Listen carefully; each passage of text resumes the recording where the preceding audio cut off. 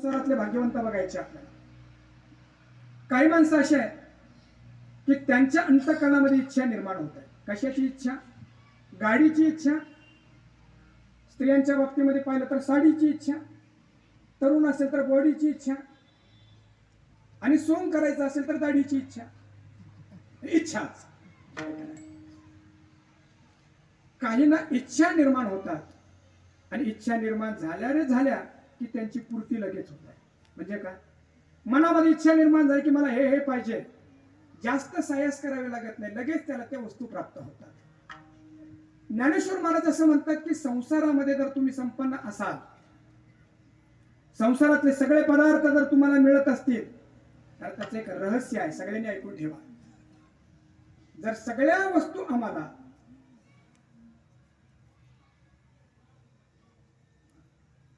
काय सांगायचं का? काय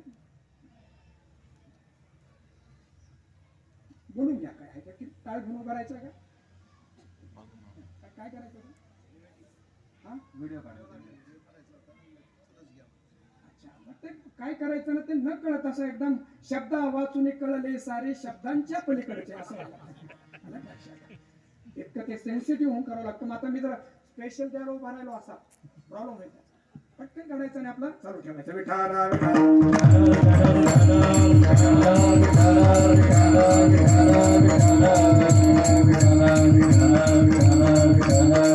अरे कैलास बोधचं कीर्तन लयच अवघड असतं बाबा. असायलाच पाहिजे, असायलाच पाहिजे.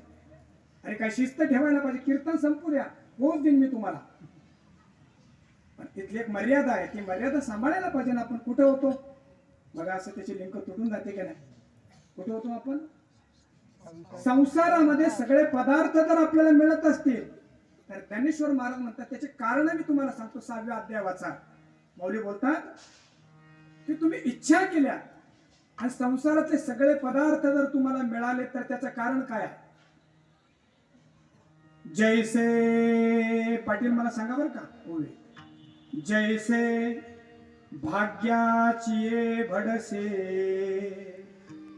उद्यमाचे निमिषे, मग समृद्धी जात अपैसे घर रिगे. शब्दांकडे लक्ष द्या. जेव्हा संसारामध्ये सगळ्या वस्तू आम्हाला मिळतात ना, लगेच मिळतात ना, त्याचं पहिलं कारण असतं भाग्याचे नि भडसे. तुमचं दैव चांगलं असेल, तुमचा प्रारब्ध जर चांगला असेल, लक्षात ठेवा संसारामध्ये आम्हाला जे मिळतं ना, नुसतं प्रयत्नाने नाही, भाग्याने मिळतं. आणि त्या शब्द सुद्धा आलाय समृद्धी जात.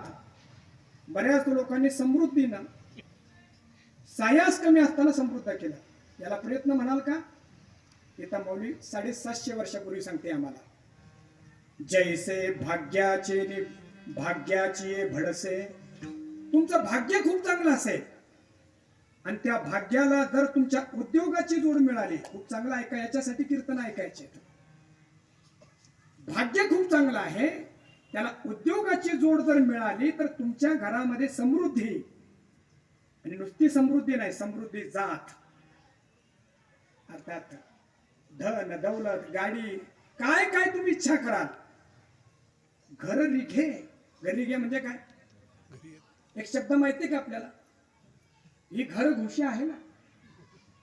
शब्द ऐकलाय का तुम्ही? घर घुशी ऐकलाय तुम्ही? घर घुशी म्हणजे आवाज कमी. घर घुशी म्हणजे बळजबरी घरामध्ये शिरली. तसं माऊली म्हणतात तुमचं भाग्य आणि तुमचा उद्योग जर एकत्र आला ना, संपत्ती तुमच्या घशामध्ये घुसते.